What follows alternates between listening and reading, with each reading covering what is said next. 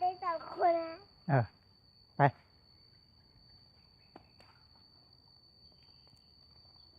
แดดร้อนแล้วนี่หมวกก็ไม่ใส่ฮะนี่มันใส่หมวก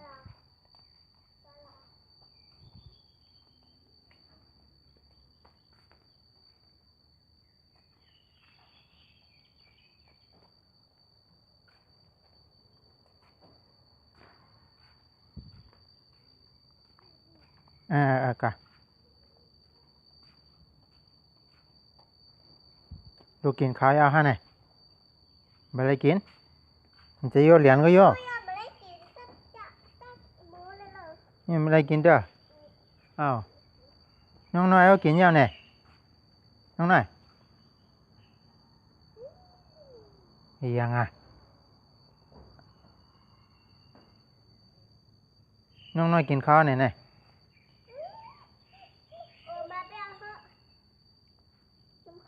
ชอบเม็ดอันนี้นะ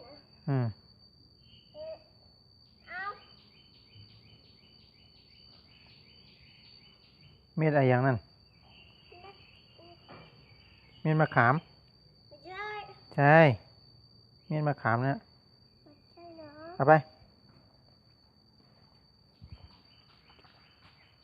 ไม่ต้องเอ๊ะกะก่อนเลย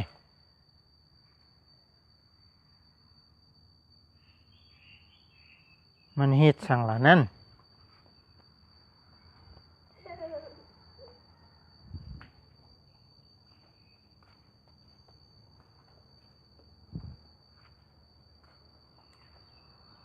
น้องก็กินกับข้าวอย่างมากวันนี้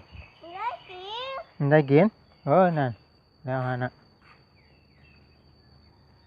แม่เล่งกะอ้าวเมื่อคืนกินกับข้าวอย่างเมื่อคืนอ่ะจะว่าตอนเย็นอ่ะ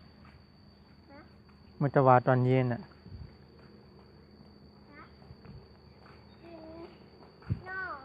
กินนอเปรี้ยวอร่อยก็ไข่แกงอ่ะย่ายังลูกหมอนใหญ่ยันลูกหมอนย่าลูกหอนใหญ่ยันห้องยายยังอ่ะก็เป็นย่าของลูกนั่นแหละนี่ต้องห้องยายอ่ะก็เพิ่นเป็นย่าเขาลูก